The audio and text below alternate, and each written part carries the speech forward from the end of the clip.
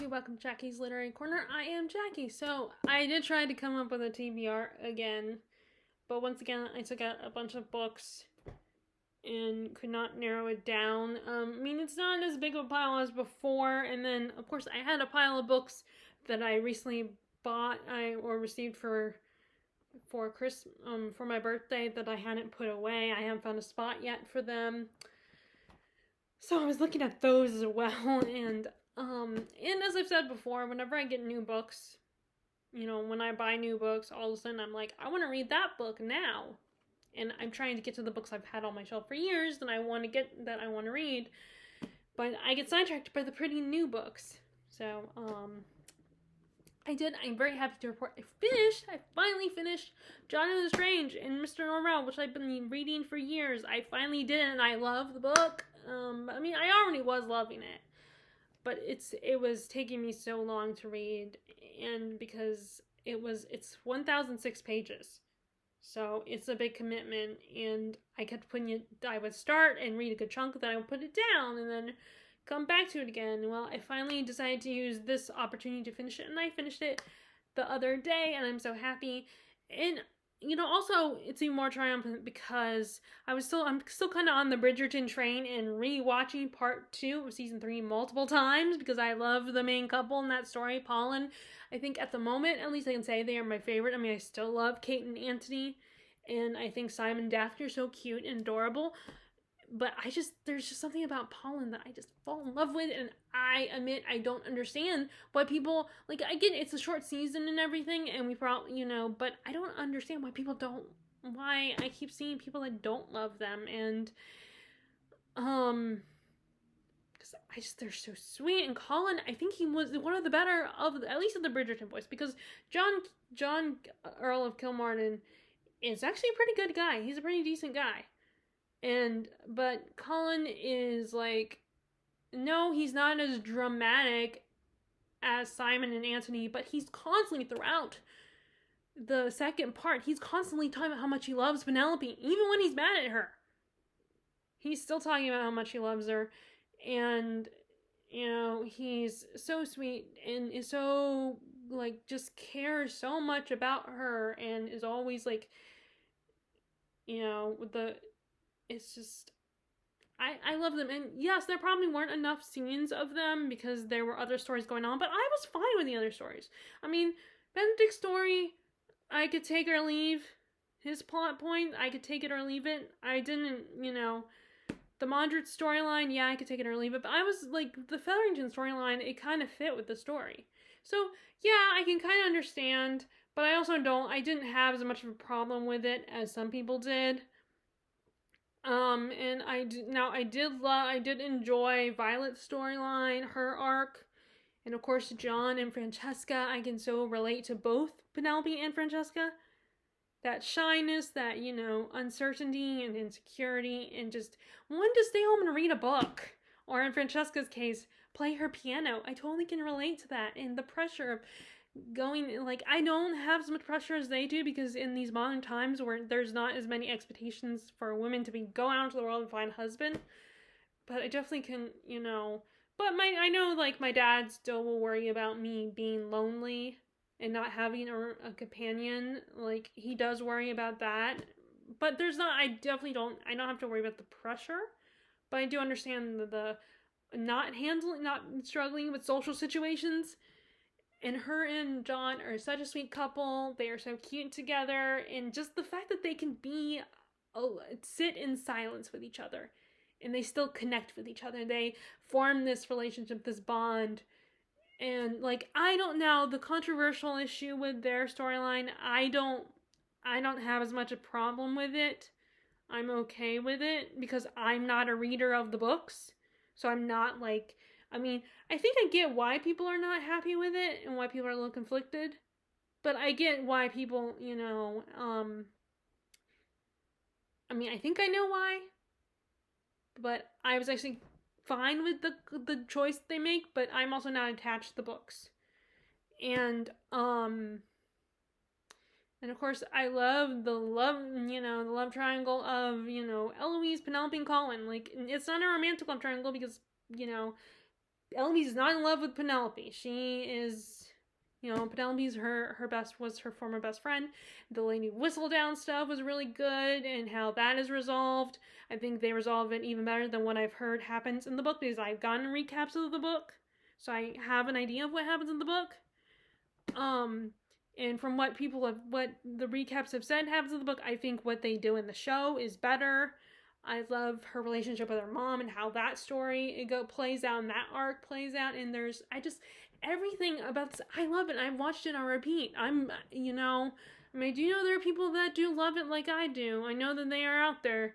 But when I go on the internet, it seems like there's more dissatisfaction with part 2 of season 3 and all of season 3. It's like, this is what we waited for. And I'm like, what are you talking about? It was amazing. It was brilliant. It was such a beautiful love story.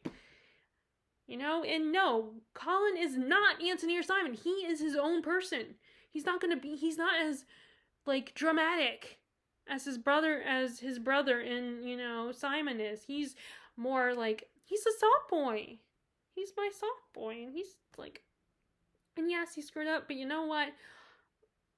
There is a video that looks at, that talked about and explained it perfectly, that, like, I think compared to his other brothers, Colin is not that bad. Yes, he said hurtful things about, he said hurtful things, and I know that I've heard stuff in that what he does in the book is very different, but the way he's portrayed in the show is, he is not that bad, and he really makes up for the hurtful things. He is so apologetic and is so, like, determined to help Penelope and want to win back her favor in part 1 when she calls him out.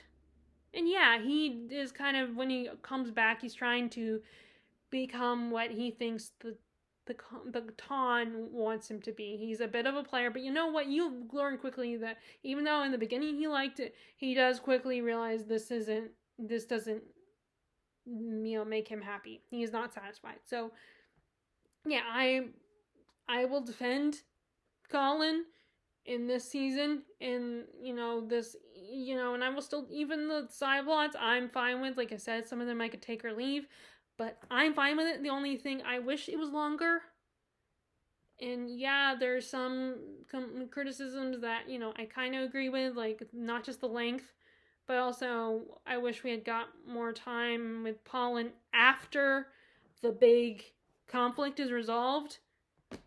But I'm still happy that I have watched on repeat, and I started watching again last night, so this evening I'm going to pick up and watch the rest of it. I'm going to watch, episodes 6 through 8, because if I start early, like last night, I started right around 9 o'clock, so I only got through the first episode and part of episode 6.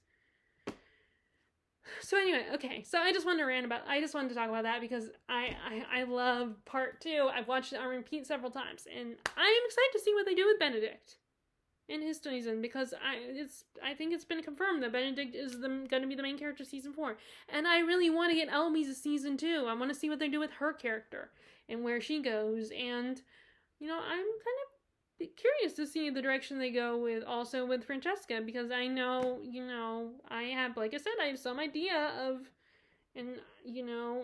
what happens in her book, and I understand, like, I'm well aware of the controversy.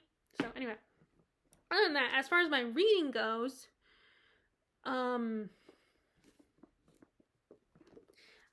I decided after I finished Jonathan Strange and Norrell, I decided I should come back to this book, John Adams, the biography by David McCullough.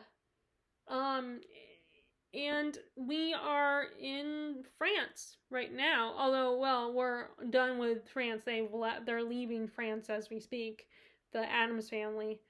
And although when I say Adams family, I hear snap, snap. And, but they are, and their oldest son, John Quincy, is leaving to go back to America to go to school, to go to Harvard. He's college age now. And I got to the part where the friendship is formed between John Adams and Thomas Jefferson. That whole part in history and their friendship, and it's funny that in 1776, the musical, the impression I got was Franklin and John Adams Ben Franklin, John Adams were friends. But, from this biography, you get the impression that John Adams and Franklin didn't always like each other, weren't the best of friends after all. But with each of these stories, whether it's like the musical 76 or biographies, you get realize that they had very interesting relationships, all these men. Like, there was respect and sometimes friendship, but sometimes they also annoyed each other. And sometimes, they would butt heads and say things about each other that weren't always nice. But apparently John Adams is going to England now in the last section. Or the last part of section 2 or 3. I can't remember how many sections. My bookmark doesn't allow me to look back and look in the table of contents. It's like, but anyway, well, I guess I could take it off. Well, let me just go ahead. I can take it off and just put it back on. So I just need to check the table of contents. Okay, so yeah, I'm almost done with part 2. The last chapter is when they go to London, where he talks to the king. And I remember there's a reference to that in one of the songs in Hamilton, where King George is like, when he just found in the song, he just found out from one of his people that John Adams is made president, and he's like, I know him, that can't be, that's the little guy who spoke to me all those years ago. Was it 85? They're going to eat him alive. Yeah, sorry, I can't sing. I can only sing when I can sing along with the singer and the music. Then somehow I sound great. No, I probably sound terrible even then. But yeah. So that's the one of the references to John Adams and Hamilton. And because I think I had heard and read that they didn't want to step on the toes of the musical 1776, which was about John Adams, and it basically covered the first part of this biography. I mean, it didn't mean to. This biography hadn't come out when that play came out, that musical, but it covers the whole Continental Congress and John Adams trying to get independence, because Massachusetts really got the short end of the stick during that whole period when King George was basically tyrannying around all the colonists and everything. It is really weird, because I keep thinking, was this before the time period that Bridgerton takes place? Or or I should say Queen Charlotte, the spin-off prequel series? I don't know what year that was, because I can't reconcile that version of King George with how he's described in history in these biographies, whether it's Hamilton or 1776 or this David McCullough's biography. Because if it's the same guy, that King George is so sweet and everything. In Bridgerton, I love King George. He's so sweet, and you just feel so bad for him. Even though he and his mom agreed that Charlotte did not need to know about his mental health until it was too late. But yeah, I mean, it could be his father. This I don't know. I have to double check. I'll have to look up on the internet if it's the same King George, because like I said, I'm like, I like George and Queen Charlotte, and now I don't, which is also funny because there was an interview with the actor who plays Benedict, Luke Thompson, in Golda. I don't know how to say her last name. She's the one who plays Queen Charlotte. And apparently, I guess that Luke Thompson's birthday is like July 4th, possibly. I need to double check on that, because they mention in America, it's the 4th is a big deal for us. It's a big holiday for us. It's when we officially gained independence, or at least on the track to gaining independence. And like, it's when the Declaration of Independence was like officially passed or signed or something. I don't know the exact timeline. I have to double check on that. that bit of history. And Luke Thompson was just like, him and Gold are brushing, oh, why, that's not important, it's my birthday and everything. It was kind of funny. Especially as a British actor saying that, because it's like, yeah, that's the day we got free of you guys, your country.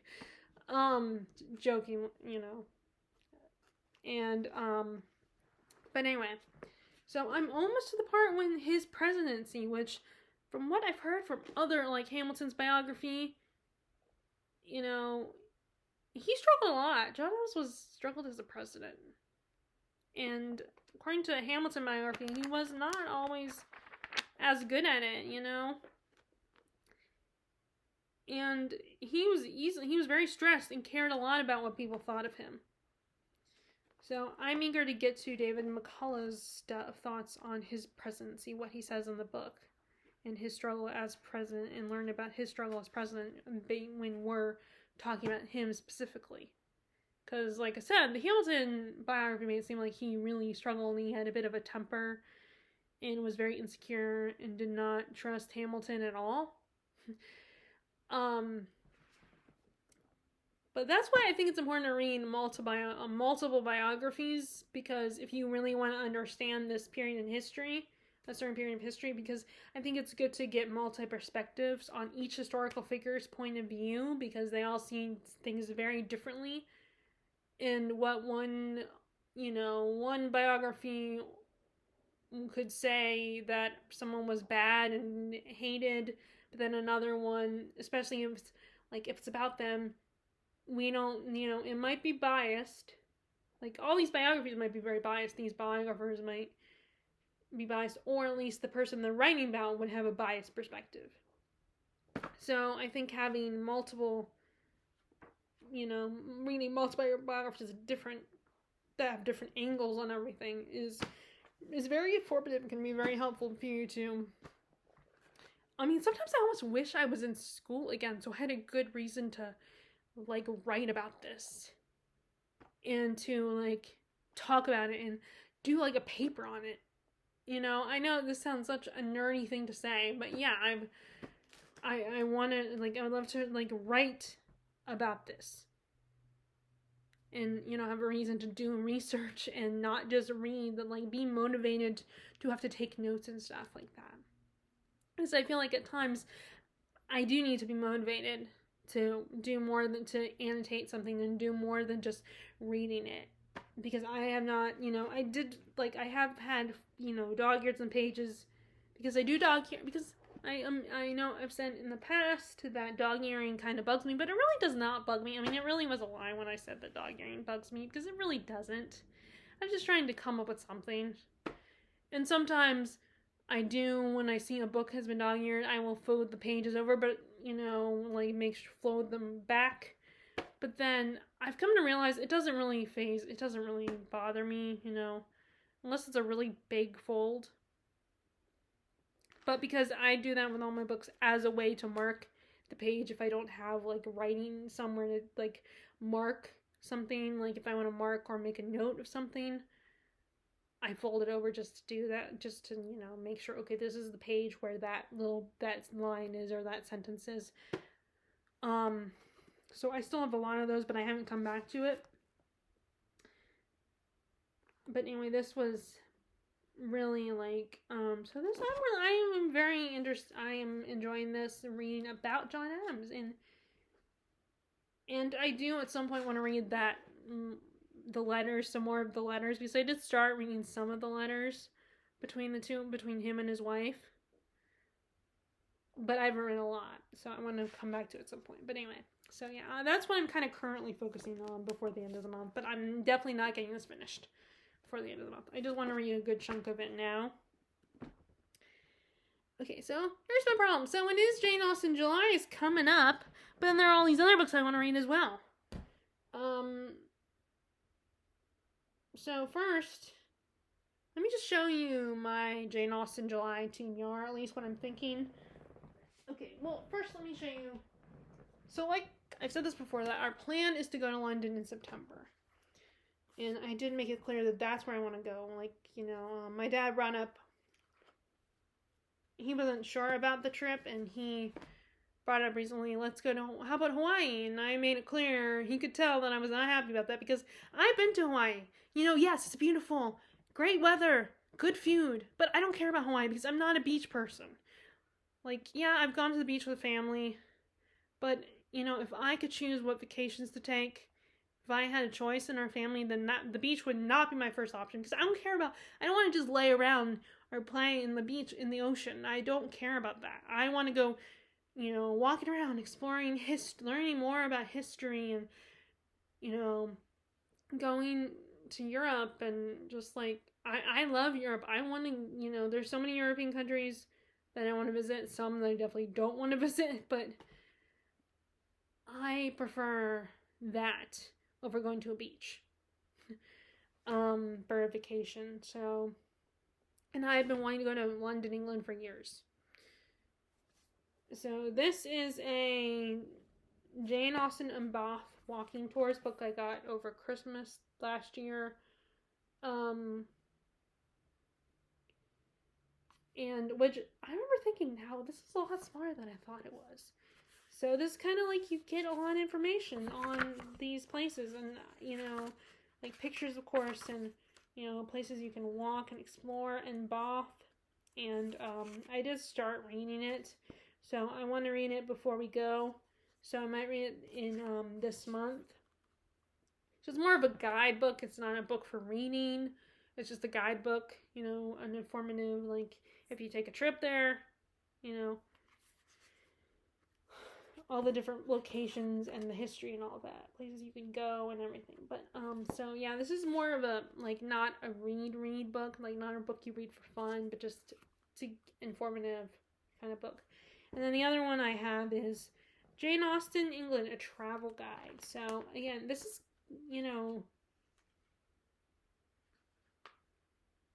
one of those books that, if you're taking a trip, this is a good book to have if you're taking a trip.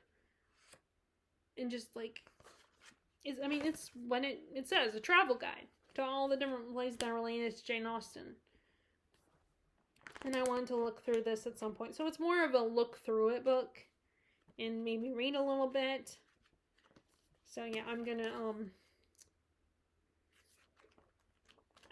want to start looking through this in July. Which, that's a hard thing because that's a very challenging thing because, books where I'm just looking through it and maybe reading a little bit and, not reading for fun, it's harder for me to do. So, but yeah, so yeah, these are books that I'm just gonna read this month, that I'm just gonna look through this month. Okay. So then this is one I meant to read last year, but I didn't get to, and that is Heartstone. And this is by L. Catherine White. And this is a Jane Austen's Pride and Prejudice retelling of, this is a retelling of Pride and Prejudice where our characters are dragon riders. So unlike Tooth and Claw, which is where the main characters are the dragons, instead of our main characters are dragon riders. And it is a trilogy, and I wanted to read the first book for Jane Austen in July. It just sounded like a fun story when it sounded like such a fun concept and a fun story that Jean from Jean's Bookish Thoughts had talked about, and the way she talked, but she's the first person who put this book on my radar.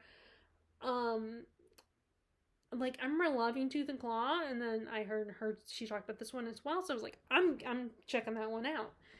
And I also, again, I've said this before, that I love when you get fantasy elements in a time period you don't get fantasy elements in. We don't have a lot most Regency stories are kind of more romances or historical stories, with history and stuff, but you don't get a lot of Regency stories with fantasy elements. That's why I absolutely love Tooth and Claw. That's one of my favorites that I do want to reread at some point. And this takes place in Regency period. But the characters are dragon riders, so instead of horses, they're riding dragons, and I just love that. I'm so excited to read this, to get to this trilogy. So I'm going to read the first book. And maybe I'll get to book 2 if I'm feeling up to it. If I'm feeling in the mood, I might read books 2 and 3. They don't look like long books. They all look the same size. That's why I was able to keep them together on my shelf, because I have my shelf organized by page number, the number of pages. So I can keep these. So I was able to keep this trilogy because I think all the books are basically the same size and length. So I'm gonna read this one. I'm also gonna read Persuasion, reread it. I just, for some reason, this book has really stuck with me. Like, I keep rereading it and wanting to, really... I mean, it might be considered a favorite now, but, this edition is one my sister got me for Christmas. And I love these cloth bound ones. Or, no, maybe it was for my birthday. Or, no, actually it was for Christmas, because for my birthday she got me a necklace. Which you guys saw.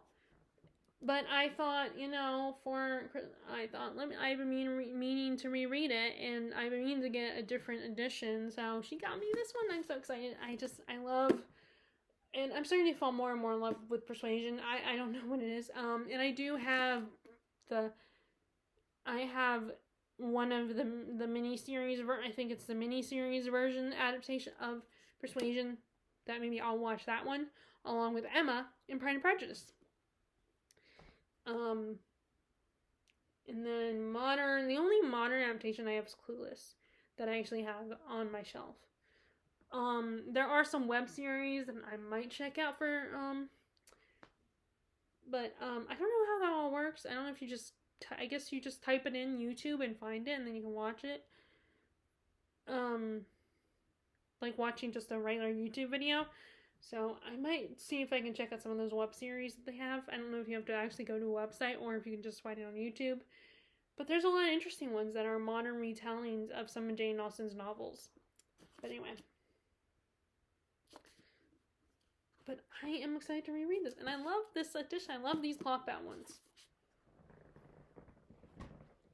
Okay, so the last two we have, first of all, this is Miss Austen by Jill Hornby. This is a fictionalized take on Cassandra Austen. And it starts with after her sister died. So I think she's recalling back to her sister when she was alive.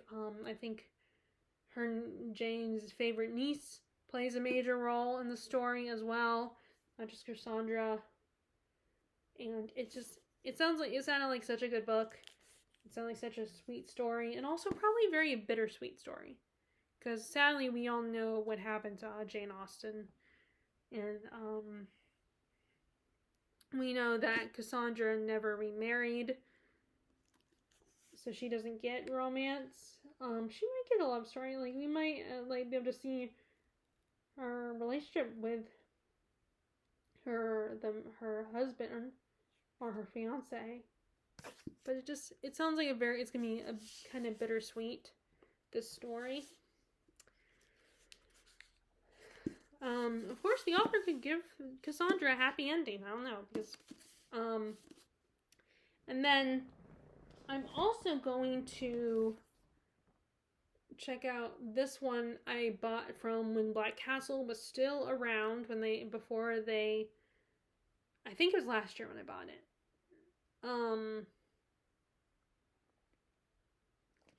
This is a truth universally acknowledged that's on why we read Jane Austen, with 33 great writers. And it's edited by Susanna Carson and forward by Harold Bloom. He's a famous reviewer. I think that's what he's a reviewer. And it's just a bunch of essays, as it says, it's a bunch of essays that talks about why they love and read Jane Austen. So I thought it'd be kind of fun to read this. This is, like I said, I bought this last year, so I didn't read it when I bought it, but I decided to read it this year. And I've never read an essay collection before, so it should be fun. Okay, so here's where I'm a little unsure about my reading.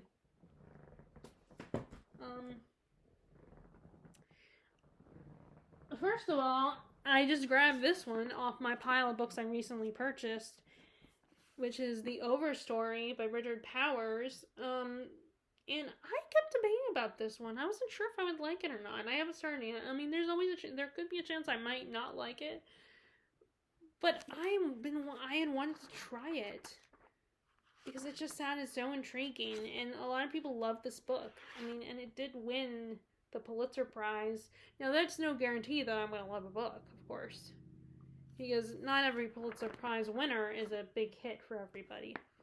You know, just because it has a book has book awards and stuff like that. I mean, people's book tastes are so subjective, and just because it has won awards, or it's a book that has been has been like on book clubs of famous celebrities like Oprah or Reese Witherspoon, does not mean that everybody's gonna love it. That's no guarantee. So, but I wanted to try it. The plot does sound intriguing, and I do want to try books that are a little different from my usual taste. I'm always willing to explore and try different things. And, I know an actor from Game of Thrones, I always forget her name, she played Daenerys. I know this is one of her favorite books. So, or it's a book that she at least recommends. So I'm going to try it. And I might like it. The problem is, like, sometimes books like this will suffer because I'm reading so many. So I really do need to narrow this down. But yeah, I'm excited to try this, and experience this book. And then I was thinking about doing like a kind of British literature type theme in July. Now, of course, the only reason why I wanted to get back to the John Adams biography is July 4th is coming up, so I wanted to start reading that before July 4th, and then I was going to watch the movie adaptation of 1776. And I do have the John Adams biography, the show, the limited series that was created and was inspired by David McCullough's book. So I started watching that, and I'm on part 3, so I can get back to this. But anyway, so this is not Regency plays, but this is Elizabethan plays, a collection of them. And I know it has some of Christopher Marlowe's plays. I don't know if there's any Shakespeare. I mean, I'm assuming there's at least one Shakespeare play. Maybe not. I guess not. So, The Tragical History of Dr. Faustus by Christopher Marlowe, Shoemaker's Holiday by Thomas Dekker, A Woman Killed with Kindness, Thomas Haywood, Volpone of the Fox, A Comedy, Ben Jonson, which I have heard of this person before. The Maid's Tragedy, The Duchess of Malfi, A New Way to Pay Old Debts, and 'Tis Pity She's a Whore. I don't know if I can say that. And so I guess, yeah, there's no Shakespeare in this one. So I think I might read Marlowe's play, because he's the first name that I recognized. Ben Jonson is another one I recognize. Now, the last play, 'Tis Pity She's a blank. I don't know if I can say it. By John Ford. Sounds like it's going to be kind of a fun play. But yeah, I'm thinking this has an old book spell, because I got this from a little library at my sister. I think this is the one I got from the little library at my sister's. The one near my sister's house. There's a little library down the street, so I think that's where I got it. This one, because the other one that I ended up, the other one that I had bought that was from the same publishing house, The Red and the Black. That one I got from Black Castle Books. That was The Red and the Black, which I ended up giving that one away. I did read it though. I'm happy to say I did read it. And I ended up giving that one away. So I thought about reading this. Like I said, or at least reading one of the plays in here.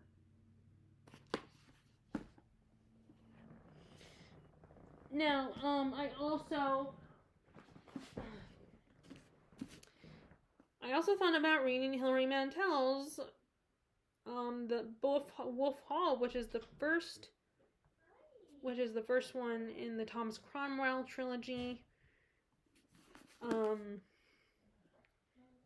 And so this is more medieval. It's historical fiction. I don't know a lot about Thomas Cromwell. I know that he was villainized.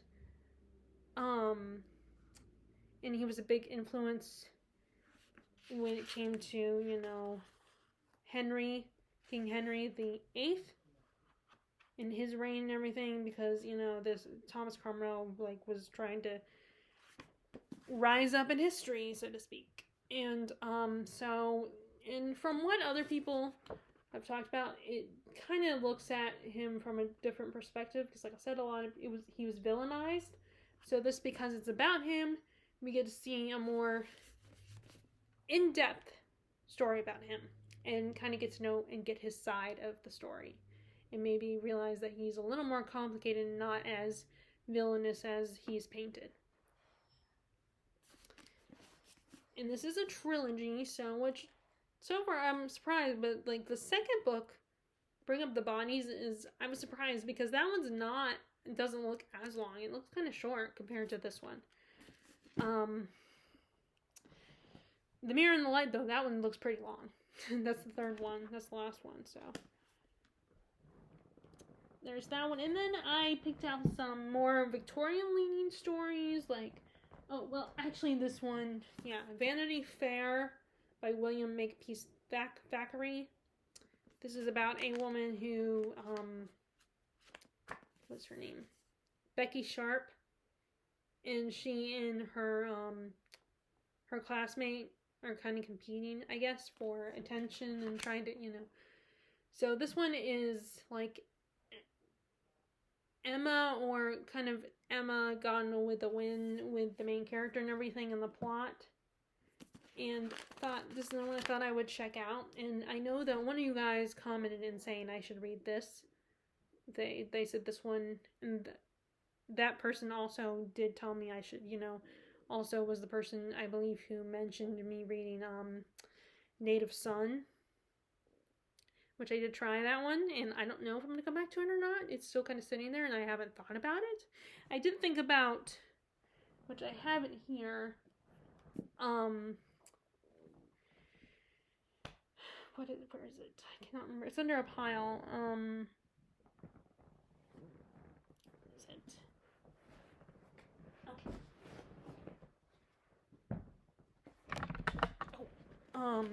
Sorry, my knee accidentally hit the thing that my computer's on.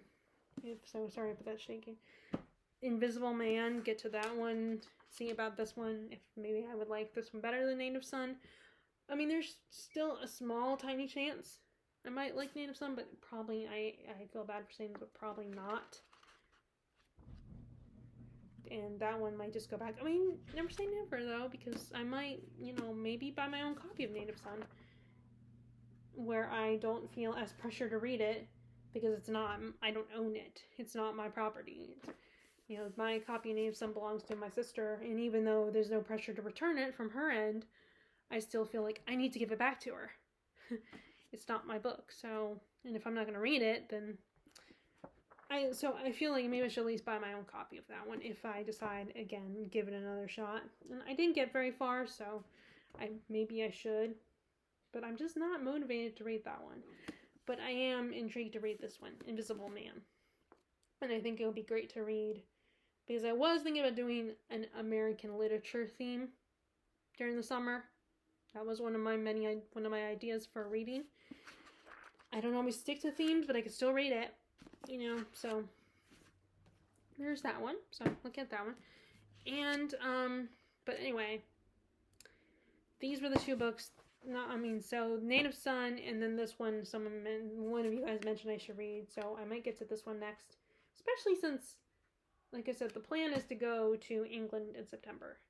And I'm going to be so sad and disappointed if that doesn't happen, because, you know, I understand why it didn't happen last time. Like, unfortunately, we can't control world events. Stuff happens. And unfortunately, sadly, it's still going on, you know. Hopefully they will, like I said, hopefully they will resolve that issue with what's going on. And I know saying it's an issue simplifies it, but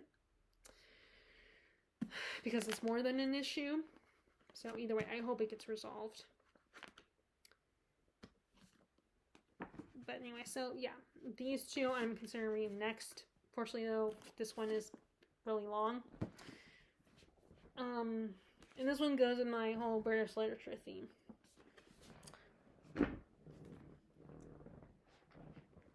So the other two books that are applied to my British literature are the two authors that I've been meaning to read, like get more into them and read at least one book from them, another book from them. So this is Framley Parsonage, part of the Barchester Towers Barsetshire series.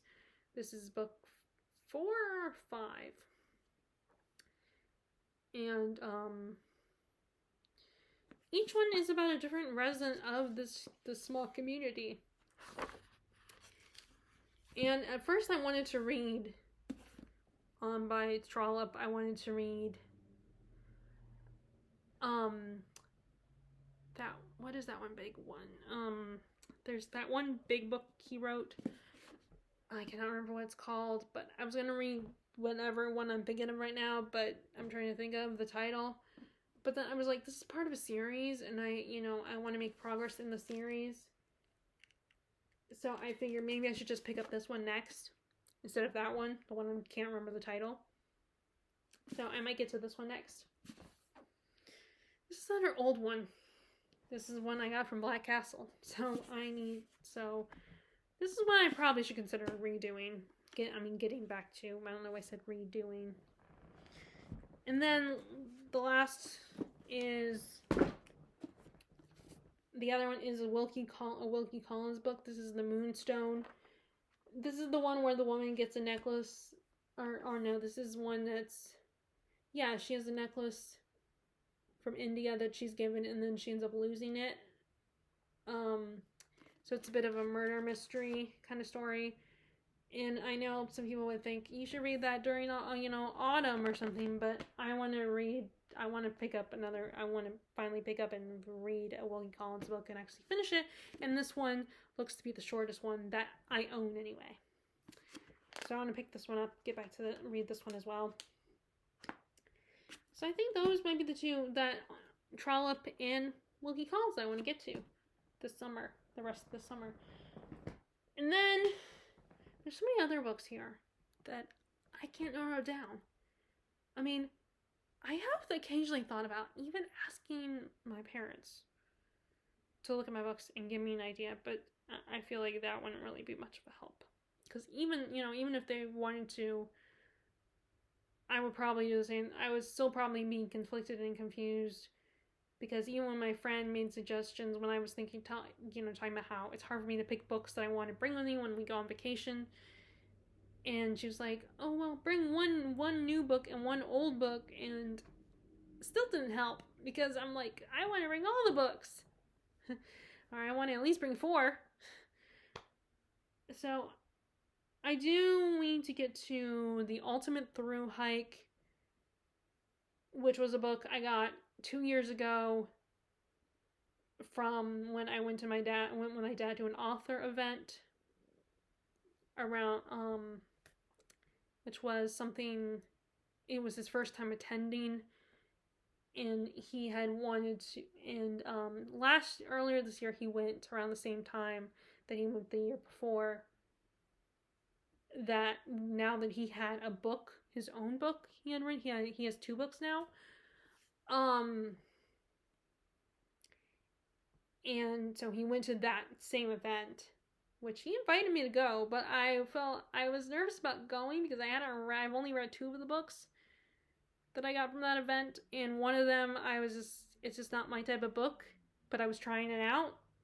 And then the other one, I liked it, but it's not an all-time favorite, so both books are no longer on my shelf anymore. So, and then the other books I have not got to yet. So I felt kind of self-conscious about going because I felt a little guilty in case I saw those authors again at this event. But yeah, The Ultimate Thru Hike is a sci-fi where the author combined his love of hiking with space. So his characters hike a planet, I believe. And I figured I need to finally get to that book, along with the other one that's a historical fiction work. So that one should probably be a priority. And then I do have another Umberto Eco book that I just bought since I just finished The Name of the Rose.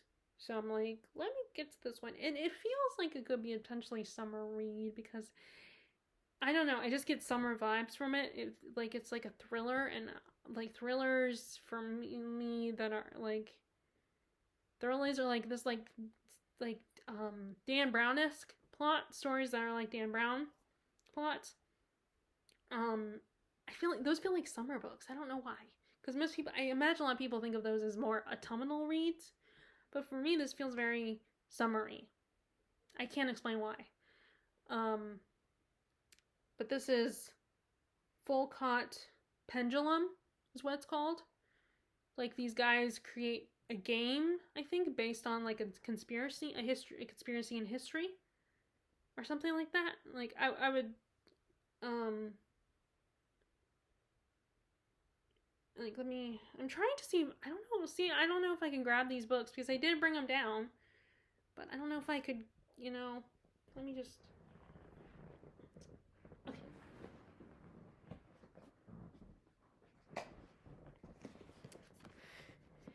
okay, so this is The Ultimate Thru Hike. I met the author, there he is. I met him briefly and talked a lot with him, and he seemed like a cool guy, and here's the problem. In all the books I bought, I got a dedication. Which, although I've seen books at the roast office that have had dedications in them, so it makes me feel a little bit better. But, I might enjoy this a little bit more than the other ones, at least. Now there is a lot of facts on hiking in the beginning before it actually gets the story. Which is pretty cool, because then if you're into hiking, it gives you a lot of information and recommendations and how to prepare to hike and places you could probably go to hike around the U.S. So I think that really, especially like if you are into hiking, I think this is really, I think you might, that is really helpful. But yeah, so this is The Ultimate Thru Hike that I want to get to this one. And then here is the other one, Full-Caught Pendulum. And like I said, it just feels like a summer story. And it's one of my recent purchases. I mean, it wouldn't necessarily be bad to read recent purchases, because at least I'll have read it and I can, return it. The problem is that I keep buying books and then I don't ever get to books that I've had for a long time. So, although, like I said, I'm proud to say I finished Jonathan Strange and Mr. Norrell. So I'm thinking about this one as well. And a lot of people say that it's better as far as the writing compared to Dan Brown. And there's probably a lot of things that Dan Brown puts in his books that people don't like that maybe this book will not have. Okay, and then I did grab these. I did start, because House of the Dragon has returned, I did start reading this, and I kind of want to get to books 2 and 3 of Song of Ice and Fire before I start again with Fire and Blood. But I was hoping that would happen before the new season started, but I kept putting it off.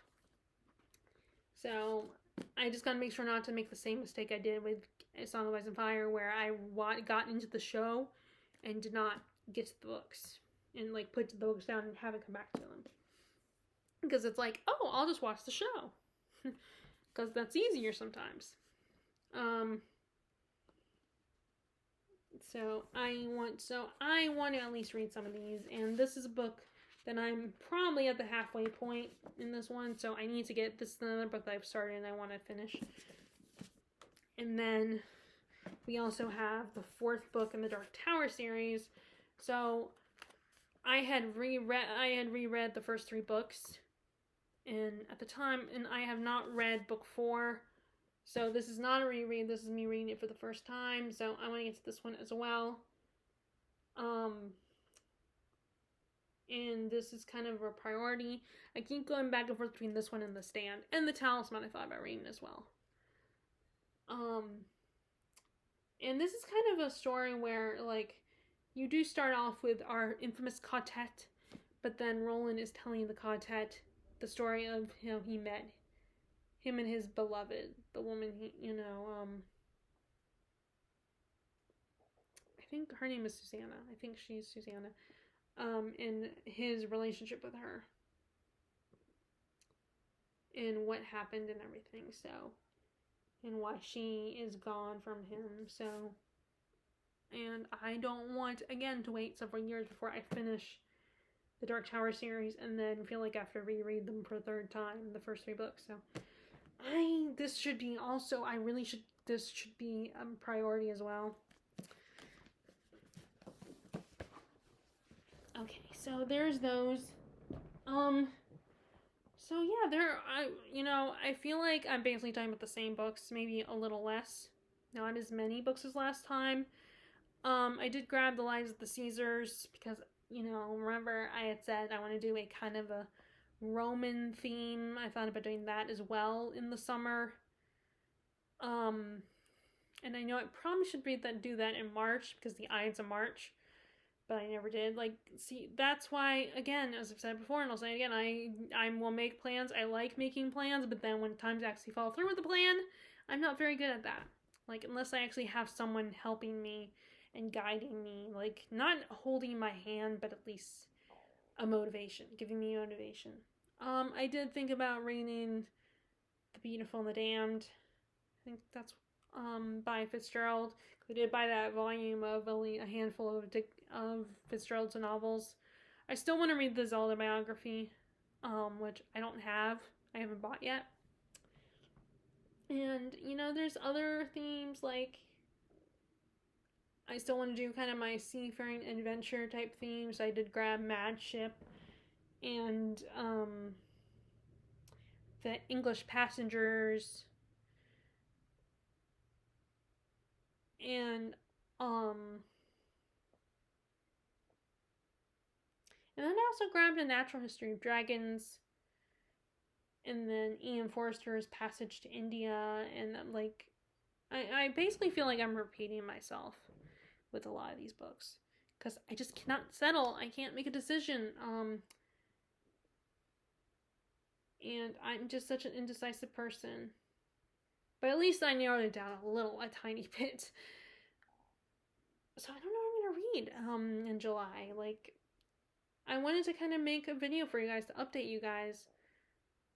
But this part of the update is not really much of an update, I feel like, because I'm basically telling you if, I'm sharing books that I've already, that you've seen before, that I've talked about wanting to read this summer. So I don't know what I'm going to do. Like, I don't know what I'm going to go to. I need to really narrow these down again, and I don't know how I'm going to do that. So that's how things are going right now. I'm still trying to figure out what I'm going to read this summer. But anyway, so what are you guys currently reading? Do you guys make summer plans for your reading, or do you just go with the flow? Like, I would love to know, and I would, I would ask you guys to maybe make suggestions to me, but truthfully, I think in the end, it's just going to make me even more confused and conflicted, and even more like, yeah, but I might really want to read this one, but then like, think, well, actually, I don't know, maybe I should read that one, or, go with what you suggested. So, you know, and it's not you, it's just me, and the fact that I'm just so indecisive. But we will see. Like, you know, at the moment, like I said, I feel like I need to read all the Ultimate Throw Hike for one. And I do want to continue to participate in Jane Austen July. And I'm also trying to read, like I said, I want to read some British literature because, you know, hopefully we're going in September and to England. But anyway, so if you guys like this video, be sure to give it a thumbs up, click subscribe, and click the bell icon if you want to be notified about my latest videos. No pressure. And I hope you are enjoying your reading. Like I said, I would love to know what you are currently reading, if you have a plan for your summer reading, or maybe you're just more of the go with the flow. Maybe you don't like to plan your summer reading and just want to go with wherever your mood takes you. So I will talk to you all later. Bye.